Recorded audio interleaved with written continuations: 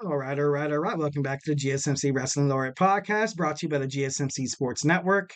Just to kind of reiterate what we talked about, our first segment, we talked about WWE NXT review, our AEW Dynamite preview. Also, we talked about a handful of steel cage matches that, inspired me when I was younger to kind of want to fight in like a steel cage and fight with my brothers in the room and pretend like something was a steel cage and throwing them through the tables and all that other good stuff.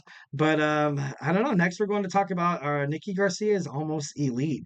Let's try this again, ladies and gentlemen. Let's see if technology loves me now. Maybe it will, maybe it won't. And oh, it works. Oh my God, AI loves me after all. Maybe he doesn't want to destroy me in my sleep tonight. But just kidding. I don't know, that's so weird. Why didn't the other one work? Anyway, breaking that third wall right there, guys. I'm like the CM Punk of WWE podcasting. I'm just kidding. Uh, so, um, so like I said before, former WWE icon Nikki Bella has admitted that she was very, very, very, very close to calling Tony Khan for a star-studded in-ring return that would have left the wrestling world on fire. And you got to believe that 110%. Imagine if you were, a wrestling fan flipping through the channels, you would see AEW on TBS or TNT, and then you would just see Nikki Bella on there, and you'd be like, what the hell? Like, that's crazy. That's cool. They got Mercedes Moné on there, very, very talented. They got a handful of talented WWE stars, which is pretty cool. She ultimately kind of left the Bella name at the out, of the WWE. Nikki spoke on the Nikki and Brie show, a podcast that she hosts with her sister, saying that when they saw Mercedes Moné make her AEW debut, they kind of thought about wrestling again. And you kind of got to, you kind of got to think about it. You're like, is that something that maybe that Mercedes Moné kind of thought about? Like, how can I influence other women, other pro wrestling women to kind of, get up and kind of, you know, take their life by the control and kind of, come out and do what they love to do, which is professional wrestling. And Nikki Bella almost, she almost got back into it. She said, and I quote, how serious I got. I think I can maybe do a year at AEW and I can do it every week. She said, Mercedes Moné, when she said, and I kind of realized this once when I saw her, Mercedes Moné, her first in-ring performance, her first in-ring promo as a AEW superstar. She said, "Here we're going to make the evolution worldwide," and obviously everybody knows that's the women's evolution, what she was referring to. And obviously WWE just recently has gone kind of global with Saudi Arabia, France, Scotland, Puerto Rico, but AEW, they're kind of like I said before, they kind of have that open forbidden door where they wouldn't where they're with New Japan Wrestling or Ring of Honor or Impact Wrestling, where these guys travel all over the world. Like, it's crazy. This is something that probably the WWE women's division sorely needed at that time.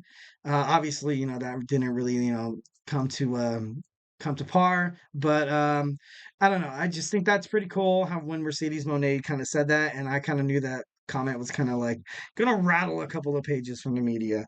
But ultimately, so Nikki announced that Brie and Nikki were kind of heading for a new chapter when they left the WWE, which kind of made me think that maybe they do have maybe they could have a future in AEW. And to be honest, as a prominent, mostly WWE fan, I want to be upset. I would love to kind of see these girls go out there and still kind of do what they do. Both of their moms now, kicking ass, taking names, hosting a podcast. Obviously, they are really like when you think about the WWE Women's Evolution, you got to think about the Bella Twins, 110%. They absolutely killed it. So, and you also had newly signed WWE superstar Jade Cargill kind of shower flowers on Nikki. She kind of said, and I quote, "I would love to get to the ring with her," meaning Nikki Bella, one of the most talented wrestlers in the world, both women and men. And that's just pretty cool right there. Jade Cargill is a rising star in the WWE, and just know that she looks forward to a lot of women's evolution wrestlers like Nikki Bella was. So obviously she wasn't that like that person to kind of be tossed to the side or anything like that. So she was definitely one of the wrestlers that, or if not the wrestler, to start the women's evolution. But the WWE Women's Evolution kind of took place and started in 2015, where women they kind of got more opportunities like the males do to kind of shine. They were able to cut promos. They were able to have longer matches and longer screen time. It's crazy because even that kind of perpetuates into what's happening now in the WWE, and a lot of WWE Women's Division superstars like Piper Niven. Once when WWE announced the new show Speed on X, which is 3-minute matches, Piper Niven said on social media, 3-minute matches. Ladies, it's our time to shine. Wait, what do you mean? It's not for us? Kind of like, it's just like a personal, like little jab that women's wrestling, throughout the years and throughout the generations of wrestling, their matches were kind of like around that time. We're kind of like around like 3 minutes tops. Mostly we want to focus on the male superstars. And I don't know, it was absolutely pretty crazy. But you gotta acknowledge Nikki and Brie were absolutely sensational. They were trailblazers for the women's wrestling, for not just in WWE today, but all around the world, which is pretty cool, honestly. She said, and I quote, "We needed to find a way to be treated like the men were treated. They want to be treated equally. Like, what's wrong with that?" And she said, "We wanted the best for everyone. The women were miserable, working so hard on WWE events, and when it comes to Raw or SmackDown, kind of being disappointed. So it's essentially they were kind of exploited. They were kind of like, okay, we're gonna give these WWE live events, which aren't televised, kind of more like the women's wrestling, kind of throw out that trial balloon there, see how it does." And she also said in the interview that the women's wrestlers, they kind of came together during this evolution. They came together, they talked, and they were like, "Look, like no one's kind of out there to kind of like, I'm gonna go out there and get mine." If someone got attention the night prior or the night before on SmackDown or Raw, they're like, all right, let's give somebody else a chance. Like they were able to kind of like coagulate together and come to an agreement that this isn't just about individualistic, goals here. This is kind of like us as a company kind of starting this new age wrestling where women ultimately you know they are as great as the men. Obviously you see it in WWE now, so they did a great job. If you see it now happening today, where you see women main eventing WrestleMania and stuff like that. Like they deserve that 110%. They put their bodies through as much pain as the boys do, and sometimes they go off and have kids, and they put their bodies through pain just more than the boys do. So it's super cool that Nikki and Brie Bella were kind of like there to kind of do it. And obviously throwing flowers there, definitely they deserve it. They're definitely some of the best wrestlers of all time. Definitely respect them. Definitely still think about them to this day. They're actually my wife's favorite superstars when she kind of was into WWE. She still is, but she just watches the pay-per-views and stuff like that. But I'm the only dork that just like watches the shows every week. I'm like excited to see more, and I don't know, it's pretty darn cool. You got to respect them. They had a vision. They made it come to life, and they did what they had to do to change the landscape of WWE for all of women, for all of women wrestling during their time, and actually, definitely during for aspiring women's wrestlers looking for a career in professional wrestling. That's something that probably a lot of people don't really think about to this day, and they're like, oh, it was cool to see Nikki. Now she's on Barmageddon, and she was dating John Cena, and now she's dating the guy from Dancing with the Stars. Well, I think they're married, and they have a kid. But ultimately, like, she did not want to go back to wrestling, the grind and stuff like that, because she's trying to take care of her son, who was born in March of 2020. So as a father, I think that's I would definitely, take a time away from my career to spend time with my kids because I love my kids to death. They mean the world to me. They're my number one. And, definitely nothing would ever go over. If anybody's like, hey, you can have a match with Shawn Michaels, your favorite superstar when you're a kid, where you had posters up. Even as a grown man, you still have posters of Shawn Michaels lining your room. And you could fight them at WrestleMania, or you could attend your daughter's award assembly where she gets like student of the month. I'll be like, you know what? I'm gonna take that job. No, I'm just kidding. No, I'm just kidding. No, I'll be like, you know what, dude? I love my daughter. Got to, these are precious moments and stuff like that. And pretty cool, pretty cool. I think that's. And Tony Khan actually said to the media that they would love to have Nikki Bella back. Obviously, they mentioned Brian Danielson. Oh, you guys caught me again.